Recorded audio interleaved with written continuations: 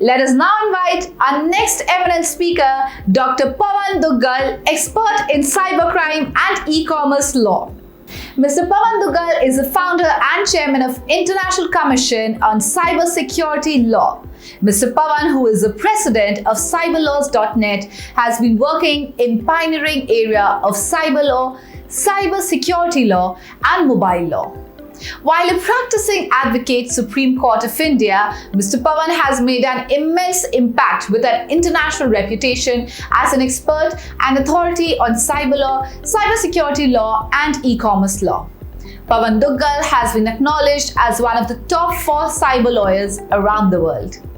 Our digital world is under assault, and we need to urgently upgrade our defenses. In the past couple of years, the digital threat surface has vastly expanded from a move to remote work, from more people coming online and from more interconnectivity of PCs and smart devices around the globe. Emerging technologies such as Internet of Things, machine learning, artificial intelligence, and 5G are creating operations shift that will require new cybersecurity requirements. We are also in a state of cyber flux. On this backdrop, let's understand from Mr. Pavan Duggal on considering recent highly visible global data breaches. Organizations are looking deeper into their security capability maturity model. What you will say on it? Well, today we have to understand that with the coming of COVID-19, it's not just a public health emergency that we are experiencing. It's also one of the biggest and irreversible moments in the history of the 21st century. The coming of COVID-19 has actually seen a massive adoption of not just electronic format, but also has seen a tremendous advancement in new cybercrime models, cybersecurity breaches. No wonder the golden age of cybercrime has already begun. And now that this golden age has begun, this golden age of cybercrime is going to be with us for a long period of time, for the next many decades. So in a scenario like this, we have to be now prepared for the new normal of companies being hit because of these kinds of increasing cybersecurity breaches and because of increasing cyber crimes. Well, when I look at the global scenario, I find that this is an emergence of a big trend. In my recent book, New Cyber World Order Post-COVID-19, I've argued that by the time the countries are victorious against the current and subsequent wave of infections of COVID-19, they will see the world entering into a new cyber age, where there will be a new cyber world order, where cybercrime will be our constant daily companion, and where increasing cybersecurity breaches will be the new normal.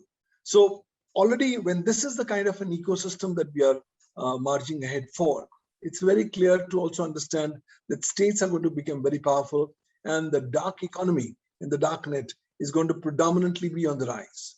So in a scenario like this, it becomes even more relevant and topical for companies to start taking effective, holistic, and practical measures so as to go ahead and deal with these new challenges.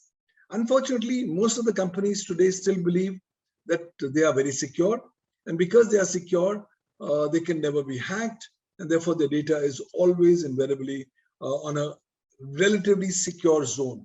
But nothing can be farther than the truth. What was secure yesterday is not secure today, and what's secure today will definitely not be secure tomorrow.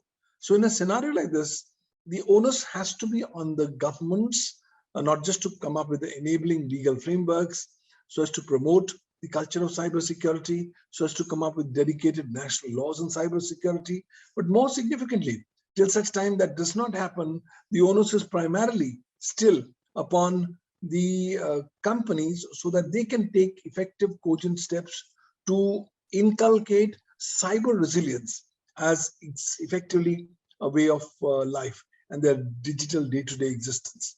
So clearly, companies now need to have holistic, practical, and comprehensive methodologies that what is going to be the response mechanisms in the event their data is going to be breached. When one looks at the total number of data breaches across the world, one is not surprised. Why? Because last year in 2020, the world had lost more than 6 trillion US dollars thanks to these cybersecurity breaches. However, that figure is not stopping at 6 trillion. By the end of 2021, it's estimated that the world should be losing more than 8 trillion US dollars thanks to these cybersecurity breaches. So in a scenario like this, the onus will be upon companies to come up with new innovative methodologies which can help protect themselves, their data. So it's not just a revision and review of what your existing cybersecurity practices are, but also inculcating cyber resilience as a part of the corporate culture. So in that sense, it's not just merely about having appropriate backups. It's not just merely having in place reasonable security practices and procedures like following the ISO 27001. It's not just only having disaster recovery management approaches. It's far beyond. It is ultimately the dawn of a new era where now we will increasingly be seeing these kinds of new attacks happening. And all kinds of states and non-state actors are behind these cybersecurity breaches. Therefore, the quicker we as companies are able to realize this as a problem, as a challenge, and deal with it, the better it is. On top of it, the life for corporates has become slightly convenient, but more problematic in the long run. Why? Because with companies being forced to transmigrate onto work from home during COVID-19, we have begun to see massive increases in cybersecurity breaches at the device level of the devices which are being used while working from home. This is so because employees today are not necessarily focusing so much upon the protection and preservation of cybersecurity at their work from home devices. So all said and done, I think the challenges are many. And now a recent survey has told us that about 63% of the surveyed respondents had told them that they were in any case retaining a copy of their corporate data with them just in case they may require it, or just in case if they change the jobs. Now with this kind of new ecosystem which is leaking from every quarter, it becomes even more challenging for corporates to come up with effective methodologies so as to deal with protection and preservation of cybersecurity given these increasing cybersecurity breaches. But then there is no option. You obviously can't go to the Himalayas and renounce the world. You have to live in this particular internet ecosystem. And therefore, whatever baby steps that companies can take, not just in terms of ensuring compliance with applicable laws, but also ensuring protection and preservation of cybersecurity, that's going to go a long way, ultimately, in protecting not just companies, their digital assets, their digital reputations, and ultimately their digital present as also their digital future. Yeah, thank you. Can you share on the rising awareness among CEOs and board of directors about the business impact of security incidents and an evolving regulatory landscape? Companies are today increasingly getting alive to this fact that cybersecurity is now a board issue. It's an issue which is going to increasingly require the attention of the board. And therefore, more and more boards are now getting more liberal in terms of going ahead and allocating appropriate budgets in the regard of protection and preservation of cybersecurity. But I still find that there is a gap between what the boards ought to be knowing about the legalities of cybersecurity and what the practical situation actually is existing. The fact remains is that as of the time when I'm talking at the international level, there's no one international cybersecurity law in place. There's a policy vacuum at the international level. And that's why different nation states have already started coming up with their own national laws on cybersecurity. Some of the important players in this regard include China, Vietnam, Australia, and Singapore. But at the time when I'm talking with you, India still does not have any dedicated law on cybersecurity. India has only on paper its National Cybersecurity Policy of 2013, but it's remained a mere paper tiger in as much as the same was not being effectively implemented in India. Well, there's talk that the government is going to be coming up with the new National Cybersecurity Strategy in the year 2021, but we will have to wait and watch. But boards have to be very clear that merely having in place strategy may not suffice. There will ultimately be need for effective legal frameworks, but till such time as those frameworks on cybersecurity do not come in, boards have to insist that their companies are compliant with the provisions of applicable cyber law. Actually, in India, if you are a company that's using any of the 7 raw materials in the digital ecosystem, so if you use computers, computer systems, computer networks, computer resources, communication devices, as also data and information in electronic form, then clearly you are covered under the Information Technology Act 2000. Section 79 of the IT Act 2000 has now stipulated certain specific statutory exemptions from legal liabilities for all intermediaries. Mind you, the word intermediary has been defined under Section 21W of the Information Technology Act 2000 in very broad terms to include any person or any legal entity who are on behalf of another legal entity or another person is receiving, storing, or transmitting any particular electronic records or providing any service with respect to that records, and includes telecom service providers, internet service providers, web hosting companies, online auction portals, online payment sites, cyber cafes, and online search engines, as also online marketplaces. So boards have to quickly realize that if you are giving connectivity to your employees, whether it's email connectivity, whether it's mobile connectivity, you are all as companies becoming as intermediaries under the IT Act. And once your company is an intermediary under the Indian cyber law, it's mandated to exercise due diligence while it discharges its obligations under the law by virtue of Section 79(2)(c) of the Information Technology Act 2000. On top of it, boards have also to be cognizant of the fact that the legal landscape has been changing very dramatically. Earlier, we used to have in place the Information Technology Rules 2011, and that was the legal landscape, and those rules were invariably not being followed by companies. So the government decided to change the legal frameworks, and on 25th of February 2021, the government came up with the Information Technology Rules 2021. Now, these rules are very broad, very comprehensive, and are mandatory. So if you are a company who's falling in the definition of the term intermediary, then you are mandated to comply with the parameters of these IT Rules 2021. These IT Rules 2021 have added various layers of compliances over and on top of the legal framework that was set up by the Information Technology Rules 2011. On top of it, Rule 7 of these IT rules is something that the boards of companies must keep into consideration.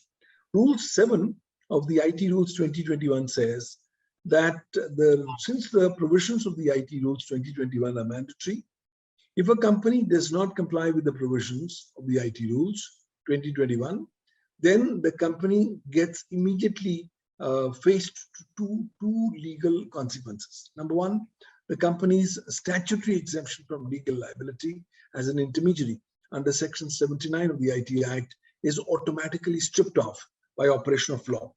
And number two, the said company and its top management are liable to be punished for various offenses under the Information Technology Act 2000 and also under the Indian Penal Code. So for the first time, Rule 7 of these IT rules have said, guys, if your companies are not complying with the IT rules, no problem, be prepared to go to jail. So since criminal liability has now been invoked very effectively and categorically, boards have now no choices but to ensure mandatory compliance with the provisions of the IT Act and the IT rules. Otherwise, the board should be prepared to face potential criminal action. And basis the work that I do, I can tell you, once a criminal action starts against you or your company, it's going to take years to get out of the same, assuming you're able to get out, because the wheels of justice and the administration of the same are indeed very, very slow. So the only option that now boards have to specifically focus on is that they have to be having a stringent look at their current level of compliances by their companies to find out how much their companies have respectively complied with the IT Act and the IT rules.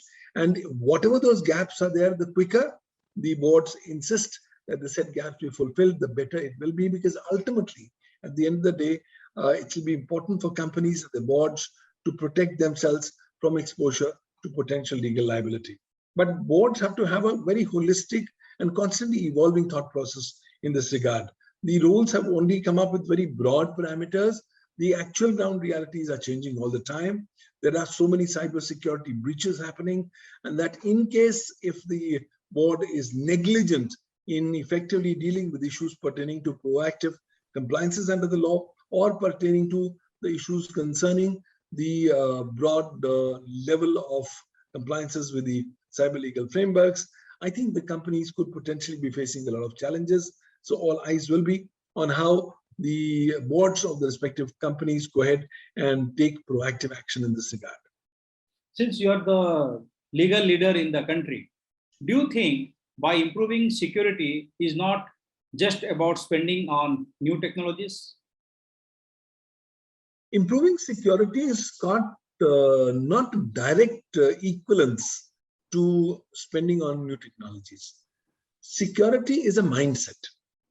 Similarly, cybersecurity is a lifestyle that companies have to now adopt. You can't say I put certain firewalls, certain antivirus programs, some new technologies, and I'm done for life. You as a company have to quickly realize that what was secure yesterday is not secure today, and what's secure today will definitely not be secure tomorrow. You've also to be realized that cybersecurity is a constantly moving target, and that you will have to constantly keep on updating your approaches to have more effective strategies vis-a-vis cybersecurity at large. I think, yes, spending on new technologies is important. But if companies say that if I spend on new technologies and my cybersecurity is taken care of, that's not going to be effective. Why? Because the weakest link in the cybersecurity chain still is the human link. It's the employees, it's the customers, it's the users of the said company, which could potentially be opening up a Pandora's box of legal issues because of their oversight of crucial issues concerning cybersecurity per se. So as a company, please go ahead and invest on these new technological products offered by different companies, but then that's not alone enough. Please focus extensively on building a culture of cybersecurity within your organization. Please also ensure that your organization complies with the parameters of the Indian cyber law and the rules and regulations made under the Information Technology Act 2000. And if your company is an intermediary, which 95% of the companies in India are intermediaries, you have to also ensure that your company as an intermediary ensures the exercise of due diligence while discharging its obligations under the law prevailing for the time being in force. So it's a whole mix of different strategies which have to be blended together by companies along with spending and investing on new technologies for the overall protection and preservation of cybersecurity of not just their systems, but also the data residents therein. Thank you, Mr. Pavan, for enlightening us for your visionary knowledge and I would say a great vision. Okay, thank you very much. Thank you, sir. It's been a pleasure talking. Thanks. Thank you, Dr. Pavan, for sharing your valuable inputs into cybersecurity, and I'm sure the audience must have taken note of the key cyber laws.